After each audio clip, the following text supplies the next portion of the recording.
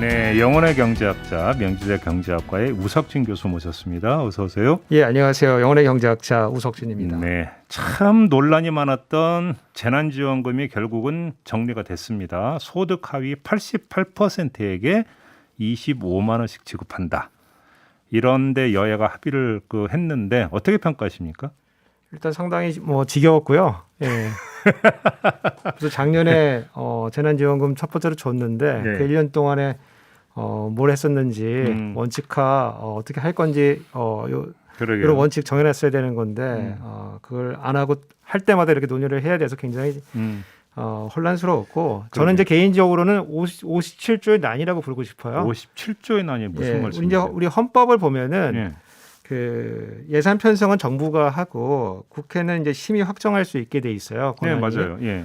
근데 57조에는 뭐가 있냐면은 이 그 심의 확정할 때 정부의 동의 없이 정부가 제출한 지출 예산 각 항의 금액을 증가하거나 새 비목을 설치할 수 없도록 돼 있어요. 예, 그 헌법 57조? 예, 헌법 예, 57조. 예, 예. 그래서 이번에 이 57조의 위력을 우리가 실감하게 된 거죠, 사실은. 예. 그렇죠. 기획재정부가 딱 버텨버리니까. 그러니까 집권 여당이 의총도 여러 번 해서 결의도 하고 그다음에 여야 대표가 뭐 나중에 번복은 됐지만 합의도 했고 여러 가지 방법으로 압박했지만은 정작 결과는 이제 홍남기 장관의 의지가 관철된 거죠. 예.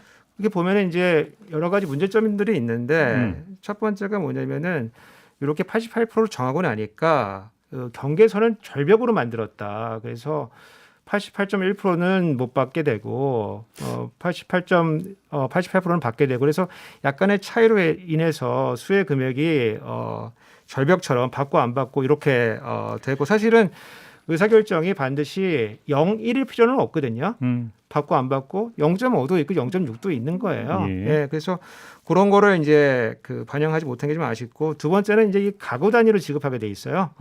그래서 예컨대 뭐 우리 가구 구성원 중에서 돈을 잘 버는 사람이 있고 나는 돈을 잘 못 버는데 그러면 그 사람 때문에 내가 돈을 못 받게 되는 이런 문제가 생기게 돼 있고 세 번째는 이제 기본적으로 소득이지만은 자산도 반영한다고 했거든요. 예. 그러면 이제 소득과 자산의 그 교환 비율이 어떻게 되느냐 이게 분명하지 않으면은 특히 이제 뭐 1인 가구나 맞벌이들이 굉장히 불이익을 받을 가능성이 있어가지고 뭐 의사결정은 됐지만은 네. 대체적으로 모든 사람을 만족시키기는 좀 어려운 이제 그런 방안이 됐다. 이제 알겠습니다. 이렇게 보고 있습니다. 근데 또 한 가지 이제 캐시백 있잖아요. 예. 이거는 이제 금액이나 시행 기간 등 좀 조정이 이루어진 것으로 좀 합의가 되잖아요. 이건 어떻게 보세요?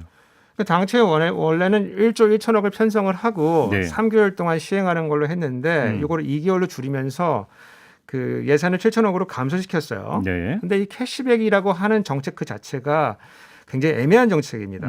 일단 너무 복잡해요. 그래서 뭐 예컨대 2분기 대비 3% 이상 지출한 금액의 10%를 월 10만 원을 상한으로 해서 지원한다. 이거 뭐 누가 파악하기도 힘들고 또 그 혜택 보기도 어렵고요. 예. 두 번째 이게 예산이라는 게 큰 의미가 없어요. 왜냐하면 이렇게 그 소비를 한 사람들은 다 주기로 했기 때문에 예산이 넘어가도 이건 돈을 줘야 되는 거고 이게 사람들이 소비를 못하면 돈이 남는 거거든요. 그렇죠. 그래서 예산 편성 자체가 의미가 없고 세 번째는 이제 이 캐시백 하는 이유가 소비에 영향을 주려고 하는 건데 예. 이게 사실은 분기별로 소비 대체 효과만 있는 거지. 그러니까 4분기 할 걸 3분기에 땡겨서 하는 거지. 이게 전체적으로 소비가 늘지가 않고 그리고 캐시백 주는 규모가 작기 때문에 네. 캐시백을 받는다고 해서 예. 그냥 캐시백 쓰고 마는 거지 더 소비가 늘어나지 않는 대표적으로 아주 비효율적인 정책인데 예. 제 개인적인 생각으로 보면은 이런 정책 아이디어 낸 공무원을 이름 적어놨다가 나중에 효과가 어떤지 다시 한번 물어놔야 된다. 그래서 제 일기장에 제가 이름 적어놨습니다. 사실은. 아, 누군지 아세요? 저는 이제 취재해서 누군지 알았죠. 아, 그래요? 그럼 혹시 나중에 이게 문제 발생하면 그때 좀 저희 방송에서 얘기 좀 해주세요. 제가 일기장에 적어놨습니다. 알겠습니다. 아무튼 그러니까 소득 하위 88%. 자, 기준이 이제 문제인데 건강보험료의 납부 정보를 일단 선별한다는 거 아니겠습니까? 이 기준은 어떻게 평가를 하세요? 그러니까 이제 우리가 건강보험 정보라고 하는 게 건강보험이 뭐 따로 정보를 갖고 있는 건 아니에요, 사실은. 원래 국세청하고 뭐 행안부하고 그러니까 소득 정보하고 뭐 자산 정보 이런 것들을 협조 받아서 갖고 있는 거거든요. 다만 이제 국민의 대다수가 이게 가입이 돼 있기 때문에 소득 자산 정보가 파악돼 있다는 그런 의미가 있고 네. 이제 우리가 보통은 이제 그 건보는 개별로 납부하게 돼 있거든요.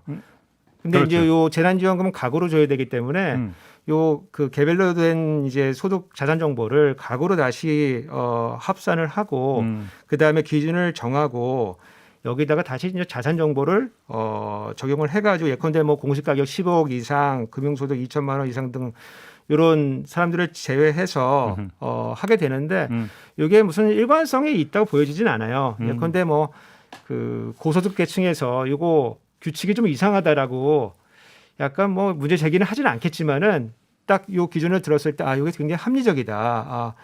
이런 생각이 들지는 않습니다. 그러니까 아니 지금 계속 지적하시는 게 바로 그건데 언론도 보니까 이거 합의 나온 다음에 뭐 이건 되고 저건 안 되고 뭐 사례 갖고 계속 그러니까 그 비판하던데. 근데 그러면 그냥 보편 지급하면 되는 거 아니에요, 그냥 전 국민한테? 그렇죠. 저는 이제 보편적 차등 지급을 항상 저번에 말씀하셨죠. 예, 주장을 하고 있는데 아니 그러면 그러니까 차라리 그러면 그 보편 지급 안 된다고 주장하려면 그 뒤에 가서 얘기를 하지 말든지. 그렇죠. 예. 그잖아요. 그러니까 이제 뭐 기회가 되면 좀 말씀드리겠지만은 이 코로나 상황이라고 하는 게 어떤 종류의 충격이냐를 따져 보면은 자산에 대한 충격은 아니고 사실은 소득에 대한 충격이거든요. 그래서 기본적으로는 소득을 중심으로 지원하는 것이 맞습니다. 그런데 여기다가 이제 여론의 여러 가지 불만이 있기 때문에 막 자산 기준을 덕지덕지 넣다 보니까 일관성 없는 기준이 만들어지는 거거든요. 이게 그러니까 88%면 이제 그러니까 퍼뜩 떠오르는 게 아동 수당. 처음에 90%를 했잖아요. 바로 그것 때문에 이재명 경기지사에서 바로 그거를 얘기를 했던데 이거 비용만 더 들어가는 거 아니냐. 이런 어떤 그 지적에 대해서는 어떻게 생각하세요? 그게 이제 사실 반은 맞고 반은 이제 틀린 얘기예요. 예. 왜냐하면 이제 그 우리가 정보를 새로 수집을 해야 되면은 그 행정 비용이 많이 들어가는데 이미 상당수의 정보는 다 이미 수집이 되어 있어요. 그래서 기준만 정부가 확고하게 정하면은 그걸 선별을 내는 과정은 뭐 금방 합니다. 전산으로 하는 거기 때문에. 예. 다만 이제 이게 이제 선별을 하면은 뭘 해야 되냐면 신청을 받아야 돼요. 신청받고 개인정보 이용에 관한 이제 동의서도 받아야 되고요. 지난 그 우리 1차 재난지원금 할 때는 이번에 우리 백신 이제 접수받고 있는데 보면은 서버가 다운되지 않습니까? 네. 근데 1차 때는 어떻게 했냐면은 카드사의 서버를 이용을 해가지고 신청을 받았어요. 그래서 그 서버가 다운된 일이 없었는데 이제 이번처럼 이제 행정부가 선별을 해야 되면은 그러면 이제 행정부의 서버를 써야 되거든요. 근데 이거 2천만 가구의 그 신청을 처리할 수 있는 서버가 그렇게 갖춰 구비되어 있지 않을 거예요. 그래서 그런 의미에서 여러 가지 이제 행정 비용은 수반되는 거는 맞다. 그리고 이제 가구 단위로 되기 때문에 그 건보에서 파악되어 있는 가구 구성과 또 실제 가구 구성 차이가 있을 수가 있거든요. 있죠. 그러면 또 민원 처리를 좀 받아야 돼요. 그래서 그런 측면에서 그 비용이 발생이 되고 저는 이제 그것보다도 정치적으로 더 약간 비용이 더 발생하게 됐다 이제 이렇게 보는데 이제 이재명 지사 측은 이 재난지원금을 딛고서 기본소득으로 가는 거 아니냐 이제 이런 의심을 받게 돼 있고 반대 측은 또 그렇게 의심하기 때문에 이게 사실은 국민을 보고서 선별 지급한 그 지정한 게 아니고 이 경선에서 유리한 구도를 차지하기 위해서 반대한 거 아니냐 이렇게 의심을 받는 이런 정치적으로는 서로 그 반목과 불신하게 되는 그런 결과가 더 안 좋은 결과다. 저는 이제 그렇게 보고 있습니다. 그러면 그 이왕 이야기 나온 김에 여야 득실도 한번 좀 따져보죠. 어떻게 보세요? 일단 여당은 이제 스크래치가 났죠. 네.